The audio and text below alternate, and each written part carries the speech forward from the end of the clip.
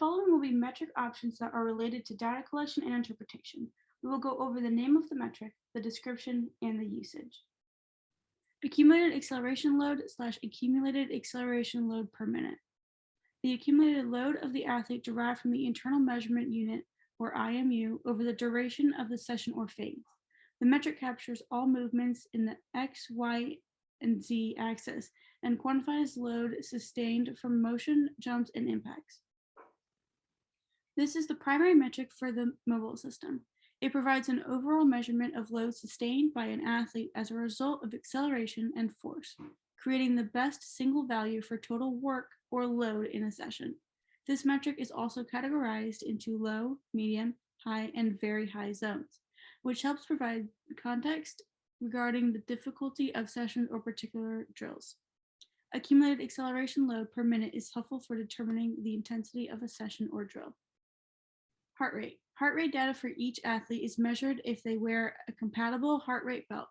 Maximum, minimum, average values, and TRIMP scores are calculated, compatible with Polar, First Beat, and Sunto. Heart rate provides a complementary measurement of the true internal load that can be compared with the external load values derived from the mobile system. Maximum average acceleration load.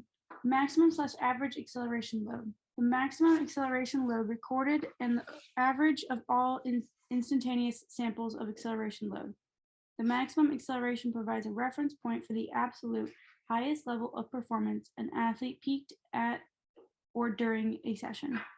This value can be helpful for customizing acceleration zones for the individual. The average acceleration provides a reference point for the overall difficulty of the particular time period. Distance at anaerobic activity. The distance covered by the athlete while sustaining acceleration load above a certain threshold. While accumulated acceleration load provides the overall workload from a session, this metric highlights how far a player was sustaining workload while under a high level of stress and exertion.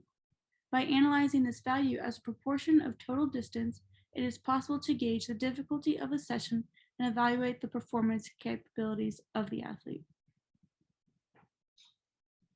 Jump / jump load. The number of jumps recorded by the athlete. A jump is recorded at any time a player exceeds a minimum airtime threshold. The accumulated load sustained as a result of jumps is also calculated. This metric isolates the load sustained specifically from jumps. Consistently high values might indicate a need to adjust recovery treatment to account for fatigue of specific muscles. Exertion events. Specific instances of high exertion for an athlete. Athletes record a high exertion if they sustain a certain level of acceleration load for a minimum duration of time. This is an event-based metric. Rather than provide a measurement of overall load, this metric isolates specific instances of the athlete sustaining a high level of acceleration load.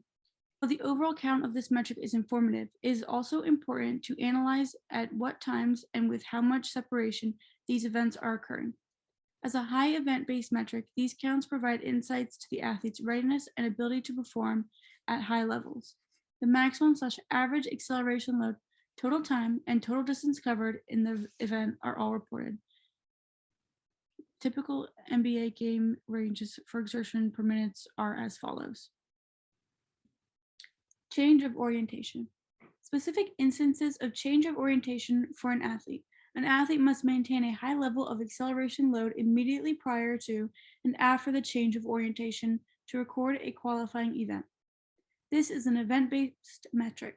It captures explosive multidirectional movements that result in a large force on the body. Mechanical load. The accumulation of all instances, acceleration, and deceleration samples in the XY plane. Mechanical load is derived from XY acceleration samples that are predicted from the acceleration load data recorded by the IMU. This metric is analogous to accumulated acceleration load in the sense that it attempts to measure overall load accumulated by the athlete as a result of acceleration activity. However, the metrics differ because mechanical load only accounts for acceleration due to displacement in the XY plane and not load sustained from jumps or impacts. While the two metrics correlate highly, it can be interesting to monitor mechanical load to look for instances of decoupling, likely indicating atypical behavior from jump and/or impact load from that session. Because mechanical load specifically measures movement acceleration, it is useful for quantifying the load sustained in the lower limbs of the athlete. Accel/decel load. Two calculations of cumulative load separating the predicted acceleration and deceleration samples in the XY plane. The sum of accel load and decel load equals mechanical load. Even if mechanical load is not carefully tracked, this breakdown can provide a rough approximation of the proportion of accumulated acceleration load sustained from acceleration and deceleration activity. A spike in either of these two proportions could indicate a need to adjust recovery treatment. Physio load is a representation of total distance scaled by the body weight of the athlete. Because total distance can be predicted and player body weight can be measured, physio load can be predicted using an IMU-based system. Physio load is designed to take into account the fact that similar distance loads may have a different effect on different individuals. A player with a higher body weight will be given credit for sustaining a higher load when covering the same distance as a player who weighs less. Data collection. Once the tray is plugged into the laptop, the screen will prompt the user to import the data from the previous session. The user will click on the green import button. If the user is not prompted to import data following the return of the sensors and the connection to the charging tray to the laptop, they can click on the Open Sensor Control button on the top of the screen.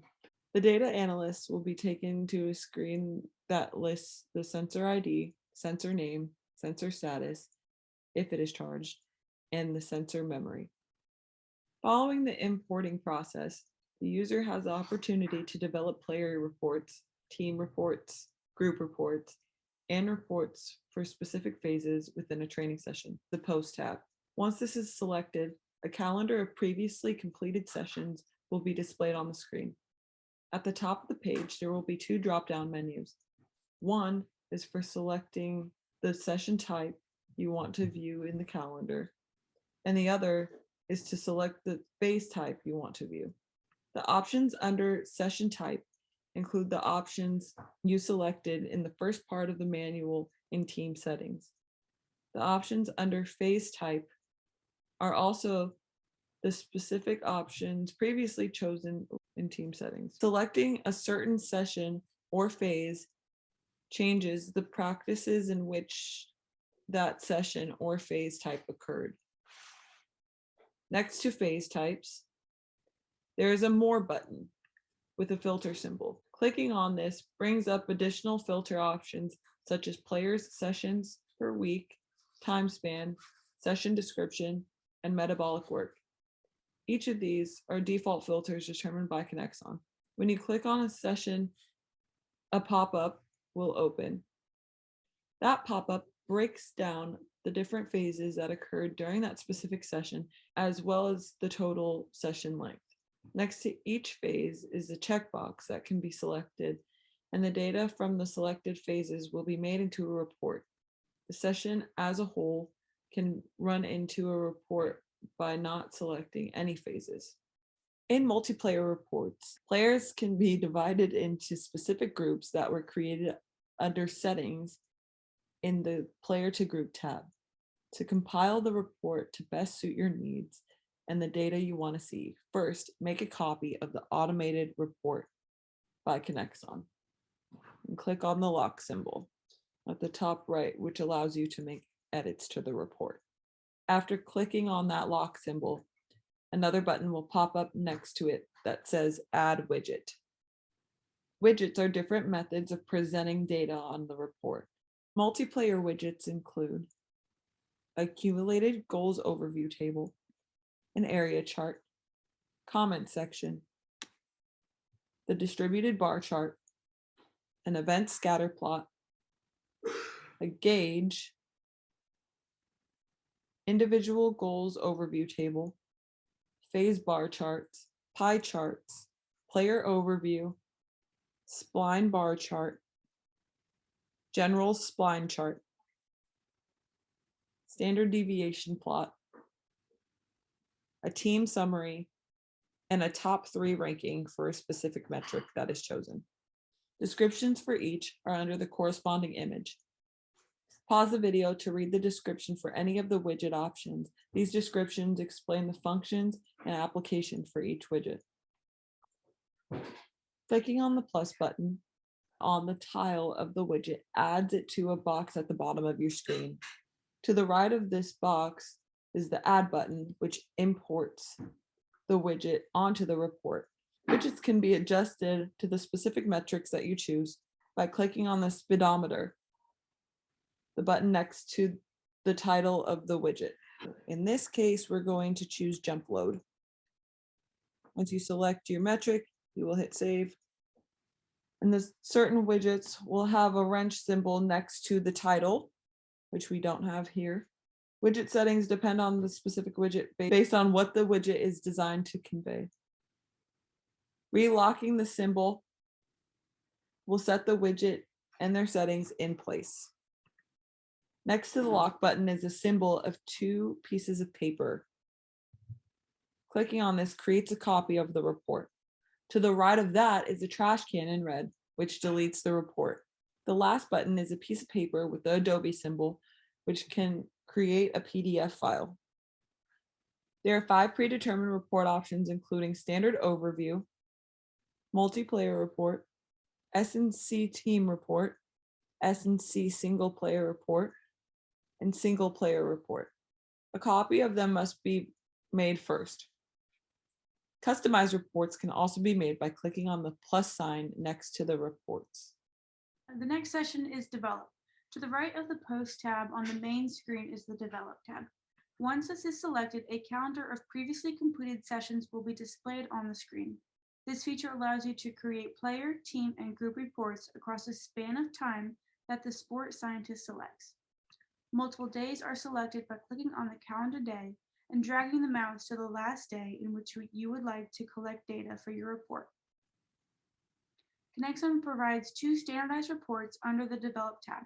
There are Strength and Conditioning single player and Strength and Conditioning multiplayer. In order to edit the metrics and widgets on the report, again, a copy must still be made by following the same steps as in the Post tab. However, there is a slightly varied selection of widgets in the Develop tab. The widget options for multiplayer reports are as follows: bar chart, comments, compare bar chart, distributed bar chart, flagging chart, gauge, individual goals overview table, pie chart, spline/bar chart, spline chart, team overview, team summary, top 3 ranking, top player gauge, top players table, and league-wise. The widgets for the single player reports are as follows: acute/chronic chart, bar chart, comments, compare bar chart, flagging chart, individual goals overview table, pie chart, spiderweb graph, and spline chart. When selecting widgets and metrics, our recommendation is to communicate with your coaching staff, the program, and sport in order to choose the widgets and metrics that are most applicable, and the collected data will benefit the players and the program. Widgets can be adjusted to the specific metric you want to focus on by clicking on the speedometer button next to the title of the widgets. Depending on the nature of the widget, multiple metrics can be selected. The Save button must be clicked in order for any changes to be saved. Relocking the lock symbol will set the widget and their settings into place. Next to the lock button is a symbol of 2 pieces of paper. Clicking on this button creates a copy of the report. To the right of that is a trash can in red, which deletes the report. The last button is a piece of paper with the Adobe symbol, which can create a PDF file. Following the download of your PDF report, you're able to send it off immediately via email to your coaching staff. Data interpretation is up to the sports scientist or the strength and conditioning coach to make it clear to the athletic staff and or coaching staff of a specific sports team. If you're able to break it down and choose widgets that are appropriate for your specific setting, it will make it easier in order to utilize this data that is collected in practice and game settings.